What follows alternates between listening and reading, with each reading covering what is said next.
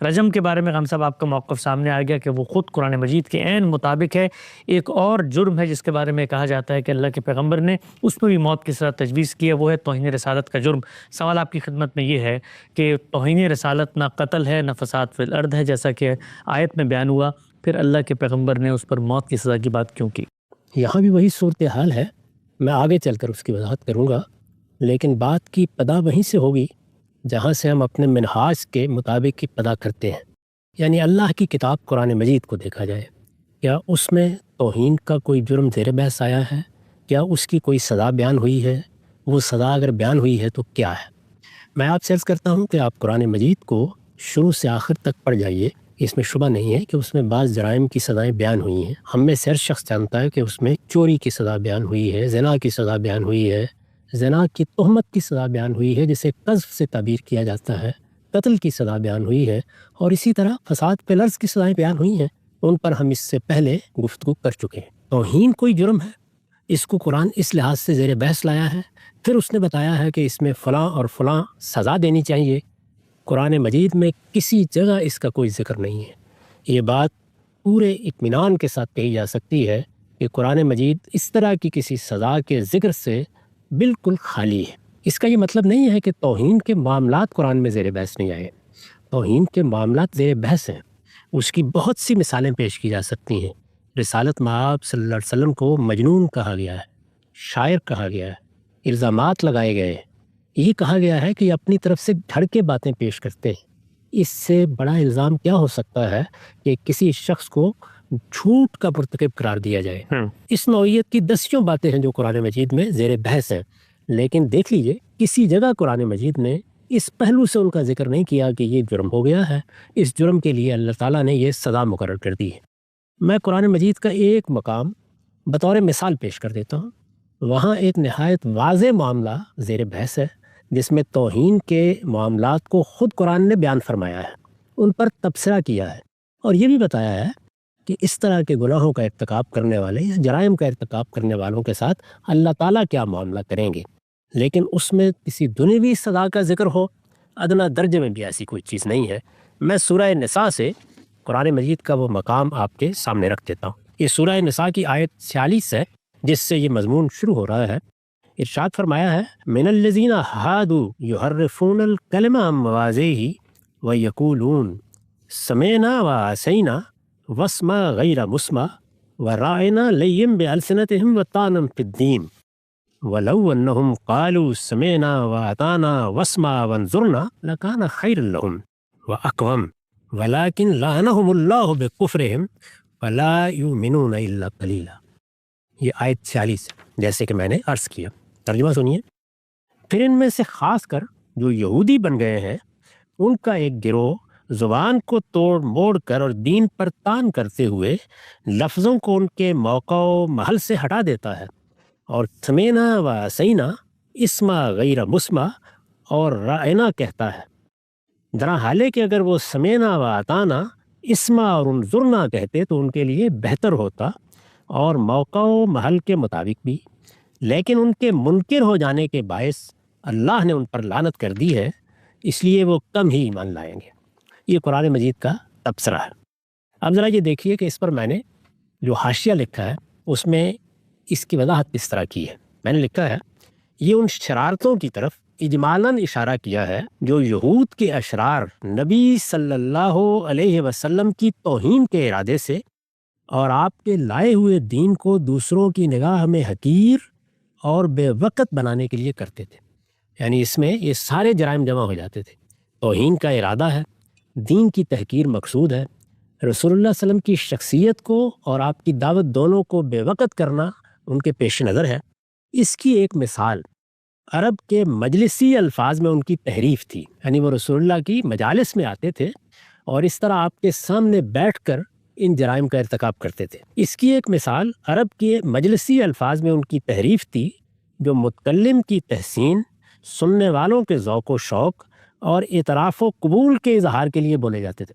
یعنی ہم جب مجلسوں میں بیٹھتے ہیں تو اگر کوئی بزرگ شخصیت بات کر رہی ہے یا مثلاً ہمارے ہم مشاعرے ہوتے ہیں، ان میں تحسین کے کچھ الفاظ رائج ہو جاتے ہیں، جیسے کہا جاتا ہے کہ مقرر ارشاد ہو، تو اس طرح کے الفاظ بالعموم مجلسی آداب کی نوعیت رکھتے ہیں۔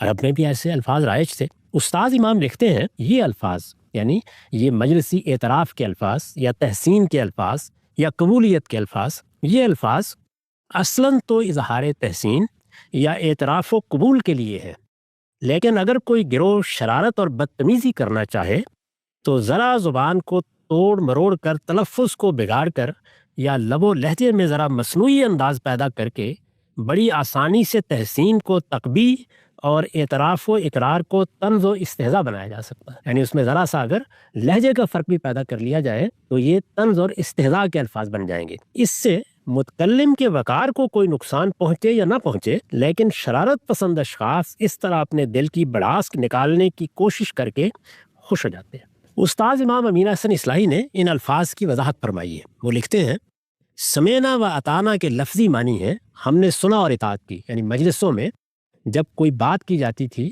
تو قبولیت کے اظہار کے لیے یہ الفاظ بولے جاتے تھے سمینا و اطانا۔ سمینا و اطانا کے لفظی معنی ہے ہم نے سنا اور اطاعت کی۔ اہل عرب یہ اس موقع پر بولتے تھے جب اپنے کسی بڑے، کسی سردار، کسی بادشاہ کے حکم و ارشاد پر اپنی طرف سے امتثال امر کے لیے آمادگی اور مستعدی کا اظہار کرنا چاہتے۔ یعنی جب یہ کہا جائے گا کہ ہم نے سنا اور اطاعت کی تو اپنے ظاہر کے لحاظ سے تو یہ آمادگی اور استعداد کے الفاظ ہیں، ہم قبول کرنے کے لیے تیار ہیں، اس کا اظہار کرتے ہیں۔ عربی میں اس کے لیے تا کا لفظ بھی ہے جو قرآن میں بھی استعمال ہوا ہے۔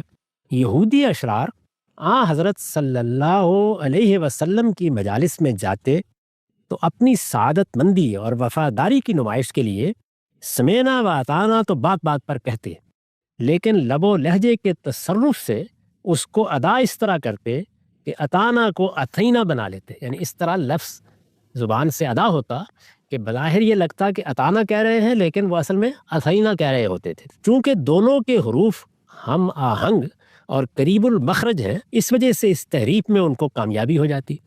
اس طرح وہ تسلیم و اطاعت کے جملے کو نافرمانی اور سرکشی کے قالب میں ڈھال دیتے اور سمجھنے والے ان کی اس شرارت پر کوئی گرفت بھی نہ کر سکتے، اس لیے کہ وہ بڑی آسانی سے یہ بہانہ بنا سکتے تھے کہ نہیں ہم نے سمینا و اطانا کہا ہے۔ ظاہر ہے کہ ایسی صورت میں شریف اور خوددار آدمی بات کو سن اور سمجھ کر بھی خاموشی سے ٹال دینے ہی کو بہتر خیال کرتا ہے۔ یعنی یہ کہنے کے بجائے کہ ہم نے اطاعت کی، وہ اصل میں یہ کہتے تھے کہ ہم نے نافرمانی کی، ہم یہ بات نہیں مانیں گے۔ اسما غیر مسما کے لفظی معنی ہے، یہ دوسرا لفظ ہے یا دوسری تعبیر ہے۔ اسما غیر مسما کے لفظی معنی ہے سنو وہ بات جو پہلے سنائی نہیں گئی، یہ تحسین کا کلمہ ہے۔ یہ دیکھیے بڑی نادر بات فرمائی ہے۔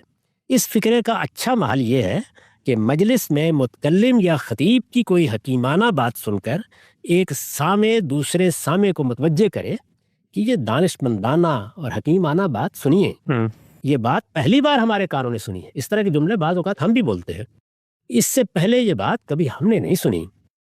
ظاہر ہے کہ یہ بات نہ صرف متکلم اور خطیب کی قدردانی کی دلیل ہے بلکہ دوسروں کو اس کی قدردانی کے لیے تشویق و ترغیب بھی ہے۔ لیکن کوئی شخص ہوٹنگ کے انداز میں بانداز تمسخر یہی بات کہے تو اس کا مفہوم یہ بھی ہو سکتا ہے کہ ذرا اس کی ناشنیدنی سنو، یہ کیسی بے پر کی اڑا رہا ہے، ایسی بات کاہے کو کبھی کسی نے سنی ہوگی۔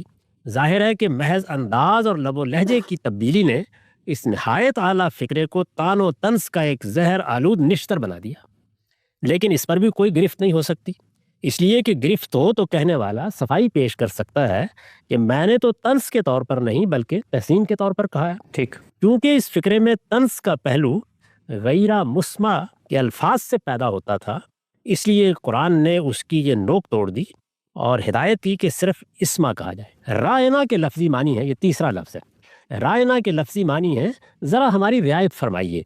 اس لفظ کا اچھا محل استعمال یہ ہے کہ اگر مخاطب نے متکلم کی بات اچھی طرح سنی یا سمجھی نہ ہو، یا بات ایسی لطیف اور حکیمانہ ہو کہ خود متکلم کی زبان سے اس کو مکرر سننا چاہے تو اس کو دوبارہ متوجہ کرنے کے لیے جس طرح ہمارے ہاں کہتے ہیں پھر ارشاد ہو، پھر فرمائیے، اسی طرح عربی میں رائنا کہتے ہیں۔ یہ لفظ سامع کے ذوق و شوق اور اس کی رغبت علم کی دلیل ہے، لیکن یہودی اشرار لیے لسان یعنی زبان کے توڑ مروڑ کے ذریعے سے اس کو بھی طنز کے قالب میں ڈھال لیتے تھے۔ اس کی شکل یہ ہوتی کہ رائنا میں عین کے کسرہ کو ذرا دبا دیجئے تو یہ لفظ رائنا بن جائے گا، اور اس کے معنی ہوں گے ہمارا چرواہا۔ قرآن نے یہود کی اس شرارت کی وجہ سے اس لفظ کو سرے سے مسلمانوں کے مجلسی الفاظ ہی سے خارج کر دیا، اور اس کی جگہ انظرنا کے استعمال کی ہدایت فرمائی، جس کے معنی ہے ذرا ہمیں مہلت عنایت ہو، ذرا پھر توجہ فرمائیے۔ یعنی مفہوم کے لحاظ سے یہ ٹھیک رائنا کا قائم مقام ہے، اور اس میں لہجے کے بگاڑ سے کسی بگاڑ کے پیدا کیے جانے کا کوئی موقع نہیں ہے۔ یعنی قرآن نے کیا کیا، جب اس طرح کا رویہ اختیار کیا گیا اور توہین کی یہ صورت پیدا کی گئی، تو بجائے اس کے کہ وہ اس پر کوئی مورچہ لگاتا، اس نے مجلسی الفاظ کو تبدیل کرنے کے لیے کہہ دیا۔ مسلمانوں کو ہدایت کی کہ یہ الفاظ ہی تبدیل کر لیے جائیں تاکہ ان شرپسندوں کو اس کا موقع ہی نہ ملے۔ اس میں ظاہر ہے کہ سخت توہین ہے، استہزاء ہے، طنز ہے، پیغمبر کی مجلس میں بیٹھ کر ان جرائم کا ارتکاب کیا جا رہا ہے، لیکن قرآن نے اس پر کیا تبصرہ کیا وہ میں نے آپ کے سامنے رکھ دیا۔ ٹھیک، اس کے بعد روایتوں کو دیکھ لیجیے۔ روایتوں کا ایک بڑا ذخیرہ ہم لوگوں کی رسائی میں ہے۔ اس میں سے وہ 6 کتابیں بالکل متعین ہیں جنہیں سیاہ ستہ کہا جاتا ہے۔ ان میں موطا امام مالک کو بھی شامل کر لیجیے۔ ان کتابوں میں کسی جگہ آپ کو کوئی ایک روایت بھی نہیں ملے گی جس میں اس طرح کی کوئی بات بیان ہوئی ہو یا اس طرح کے کسی جرم کی کوئی سزا بیان کی گئی ہو۔ ان کتابوں کے باہر البتہ جو حدیث کا ذخیرہ ہے اس میں ایک روایت بیان کی جاتی ہے۔ اس روایت کے بارے میں محدثین بالکل متفق ہے کہ وہ ایک متہم بالکذب شخص کی روایت ہے، چنانچہ ضعیف روایت کی حیثیت سے بعض جگہ اس کا ذکر آ جاتا ہے۔ حسن کے درجے کی بھی کوئی روایات کے پورے ذخیرے میں ایسی نہیں ملتی جو اس مضمون کو بیان کرتی ہو، اور میں نے عرض کیا ہے کہ سیاہ ستہ میں یا موطا امام مالک میں تو سرے سے اس طرح کی کسی بات کا کوئی ذکر ہی نہیں ہے۔ یہ قرآن ہے اور یہ روایات ہے۔ اس کے بعد صرف وہ واقعات رہ جاتے ہیں جن کو لوگوں نے اپنے سوء فہم سے توہین رسالت کے واقعات بنا دیا ہے۔ وہ صرف توہین کے واقعات نہیں ہیں، میں ان کی تفصیلات عرض کرتا ہوں۔ وہ سب کے سب اللہ اور رسول کے مقابل میں محاربے اور فساد فی الارض کے واقعات ہیں۔ ان تفصیلات سے یہ بات 2 اور 2 4 کی طرف واضح ہو جائے گی۔ صاحب یہ جس روایت کا آپ نے ذکر کیا، یہاں پر میں یہ عرض کرنا چاہتا ہوں، ہمارے یہاں بہت معروف روایت ہے، من سب نبی فقتلہ۔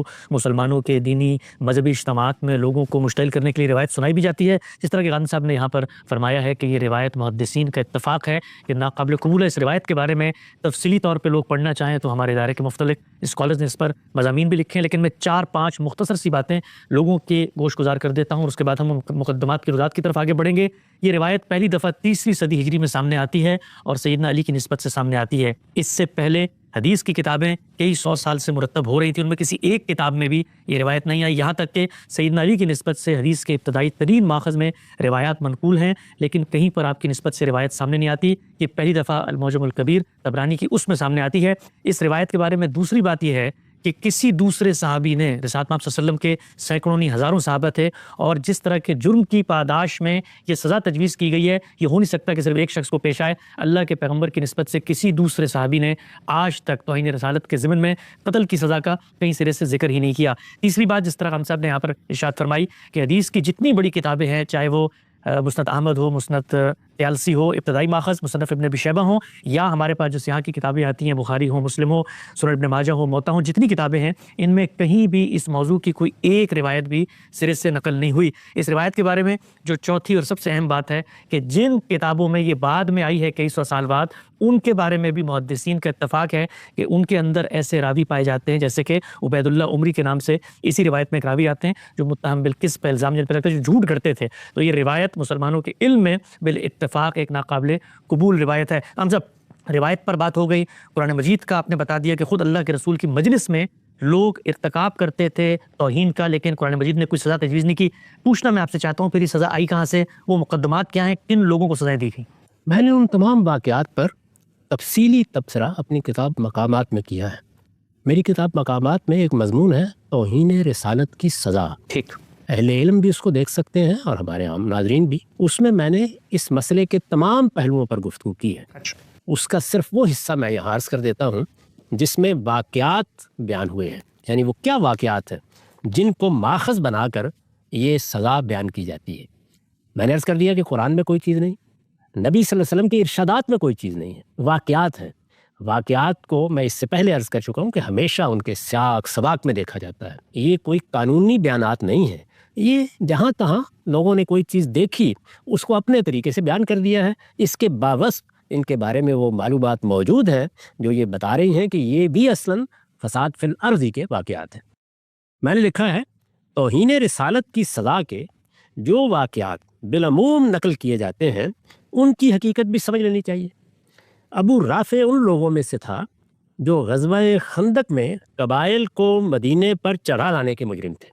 یعنی جن لوگوں کے بارے میں یہ کہا جاتا ہے کہ ان کو توہین رسالت کی سزا دی گئی، ان میں یہ ایک ابو رافع بھی ہے. لیکن کیا یہ محض توہین کا مجرم تھا؟ اس نے کوئی اہانت کی بات کر دی تھی؟ یہ ان لوگوں میں سے تھا جو غزوہ خندق میں قبائل کو مدینے پر چڑھا لانے کے مجرم تھے. یہ معلوم ہے کہ اتنی بڑی تعداد میں حملہ آور لوگ آئے تھے کہ رسالت مآب صلی اللہ علیہ وسلم کو خندق کھود کر دفاع کرنا پڑا. مسلمانوں کے لیے بالکل زندگی اور موت کا مسئلہ پیدا ہوا. یہ لشکر جن لوگوں نے چڑھا لانے کے لیے ترغیب تھی یا اس مقصد کے لیے سازشیں کی، ان میں یہ شخص بھی شامل تھا.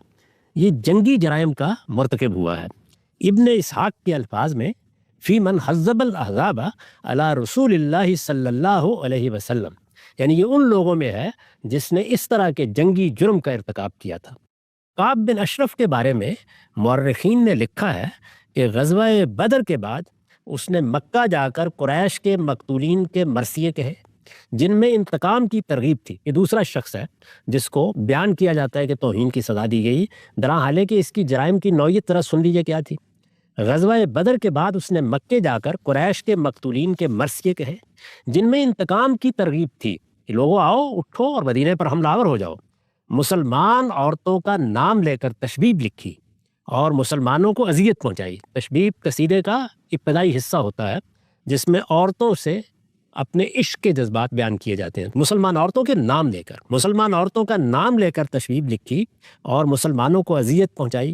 رسول اللہ صلی اللہ علیہ وسلم کی حکومت میں رہتے ہوئے آپ کے خلاف لوگوں کو برانگیختہ کرنے کی کوشش کی، یہاں تک کہ بعض روایتوں کے مطابق آپ کو دھوکے سے قتل کر دینا چاہا. یہ اس شخص کے جرائم تھے. عبداللہ بن خطل کو رسول اللہ صلی اللہ علیہ وسلم نے زکوٰۃ کی تحصیل کے لیے بھیجا. یہ تیسرا مجرم ہے. عبداللہ بن خطل کو رسول اللہ صلی اللہ علیہ وسلم نے زکوٰۃ کی تحصیل کے لیے بھیجا. اس کے ساتھ ایک انصاری اور ایک مسلمان خادم بھی تھا. راستے میں حکم عدولی پر اس نے خادم کو قتل کر دیا اور مرتد ہو کر مکہ بھاگ گیا. پھر یہی نہیں، یہ تینوں خدا کے رسول کی طرف سے اتمام حجت کے باوجود آپ کی تکذیب پر مصر رہے. اور اللہ تعالیٰ نے اپنا یہ قانون قرآن میں جگہ جگہ بیان فرمایا ہے کہ رسولوں کے براہ راست مخاطبین عذاب کی زد میں ہوتے ہیں، چنانچہ معاندت پر یعنی دشمنی پر اتر آئیں تو قتل بھی کیے جا سکتے ہیں. یہی معاندت ہے جس کو قرآن مجید نے سورہ مائدہ کی آیت میں یحاربون اللہ و رسولہ میں بیان کیا ہے. یعنی وہ اللہ کے پیغمبر کی دشمنی پر اتر آئے، مقابلے میں آ گئے ہیں، انہوں نے ایک طرح سے جنگ چھیڑ دی ہے. اب وہ اپنے رویے کی بنیاد پر برسر جنگ ہیں، لوگوں کو انتقام کے لیے ابھارتے ہیں، مکے میں جا کر لوگوں کو حملہ کرنے کے لیے آمادہ کرتے ہیں. اس سے واضح ہے کہ یہ محض توہین کے مجرم نہیں تھے بلکہ ان سب جرائم کے مرتکب بھی ہوئے ہیں. اس میں بیان کیا گیا کہ توہین کے مجرم تو جگہ جگہ موجود تھے جی، لیکن یہ کیا محض توہین کے مجرم تھے؟ اس سے واضح ہے کہ یہ محض توہین کے مجرم نہیں تھے بلکہ ان سب جرائم کے مرتکب بھی ہوئے تھے، لہٰذا انہی کی پاداش میں قتل کیے گئے. عبداللہ بن خطل ایک خونی مجرم تھا. اس کے بارے میں اسی بنا پر حکم دیا گیا کہ کعبے کے پردوں میں بھی چھپا ہوا ہو تو اسے قتل کر دیا جائے.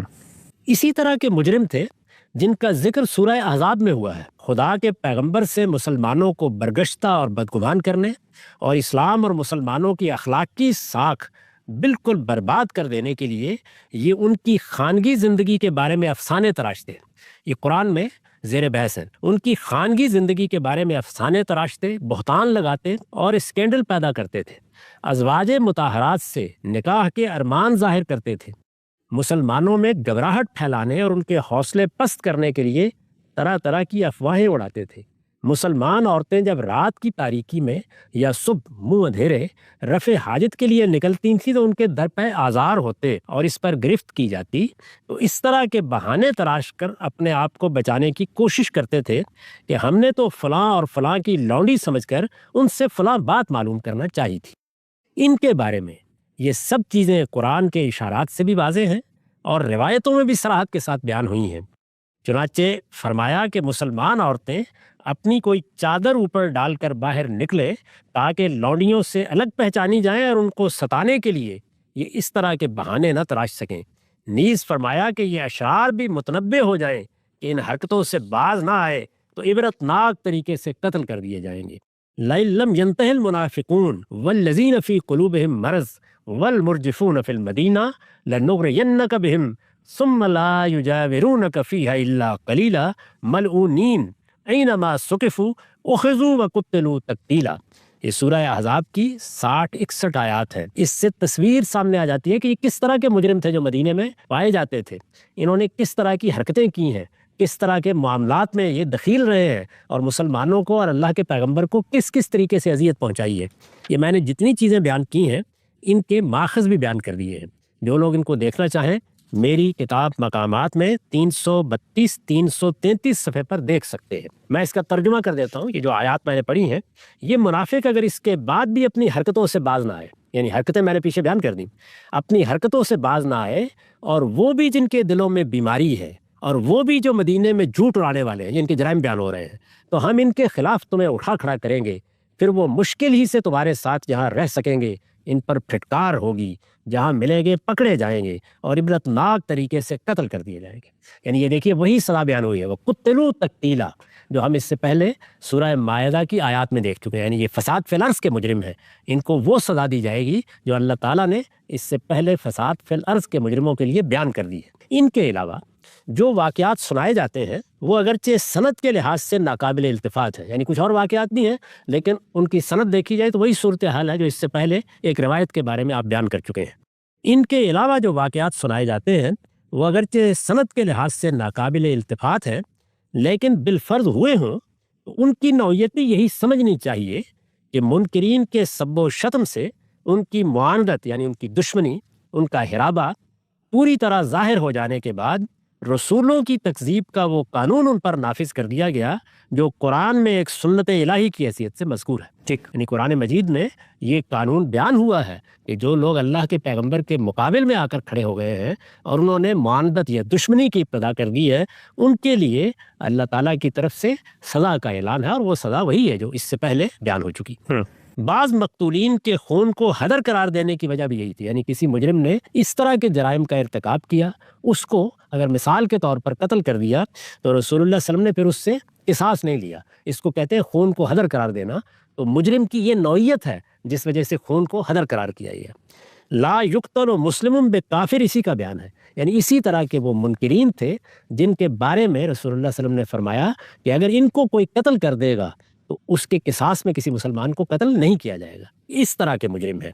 علماء ان حقائق سے واقف ہیں لیکن اس کے باوجود ان کا اصرار ہے کہ ان واقعات سے وہ توہین رسالت کا قانون اخذ کریں گے۔ یعنی اس طرح کے واقعات ہیں، اس طرح کے مجرم ہیں، یہ ان کا پس منظر ہے، اس فساد تک وہ پہنچے ہوئے ہیں، اس طرح اللہ اور رسول کے مقابل میں آ کے کھڑے ہو گئے ہیں، یہ ان کی معاندت ہے، ان کے واقعات بیان ہو رہے ہیں اور علماء اس سے توہین رسالت کا قانون اخذ کر رہے ہیں۔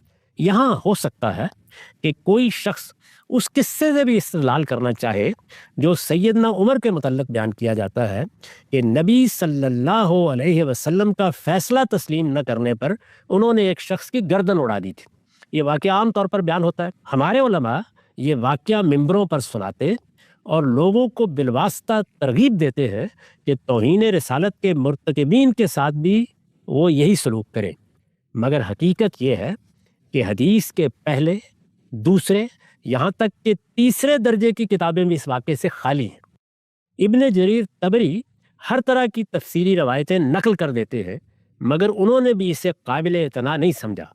یہ ایک غریب اور مرسل روایت ہے جسے بعض مفسرین نے اپنی تفسیروں میں نقل ضرور کیا ہے، لیکن جن لوگوں کو علم حدیث سے کچھ بہرہ حاصل ہے انہوں نے وضاحت کر دی ہے کہ ابن عباس رضی اللہ عنہ سے اس کی سند بالکل واہی ہے، اور ابن مردویہ اور ابن ابی حاتم کی سندوں میں اس کا راوی ابن لہیہ ضعیف ہے۔